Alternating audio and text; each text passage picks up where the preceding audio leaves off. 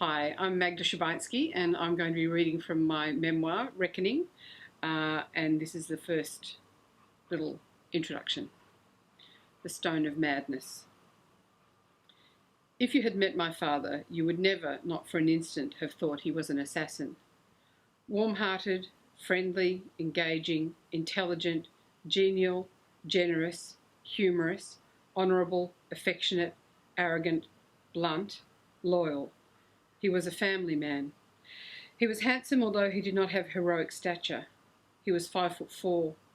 He was stylish, fashion-conscious, a dandy even. He also looked incredibly young for his age. In his 70s, he took to wearing his baseball cap backwards and, believe it or not, he carried it off.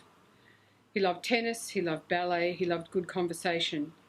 Out there in the Melbourne suburbs, mowing the lawn in his terry-toweling hat and his Bombay bloomers, in the lounge room doing the samba at cocktail parties, late at night playing his harmonica in the seclusion of the laundry, you would never have guessed that he was capable of killing in cold blood.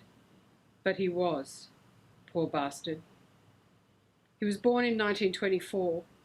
He was a boy of 15 when Hitler invaded his homeland and the war began, and as soon as he was able, he joined the fighting. All through our growing up, he would say, "I was judge, jury, and executioner."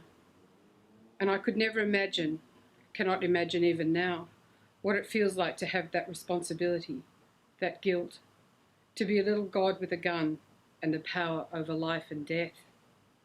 He spent the rest of his life trying to come to terms with what he had done. I grew up in the shadow of that reckoning.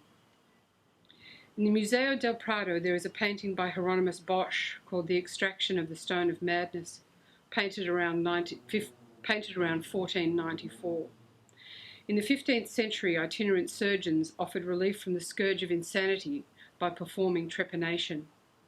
They would cut a hole in the patient's skull and then remove what they called the stone of madness. Astonishingly, many people survived.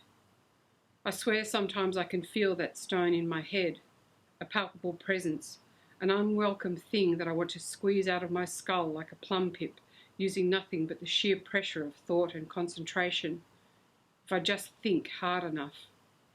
That stone was my father's legacy to me, his keepsake.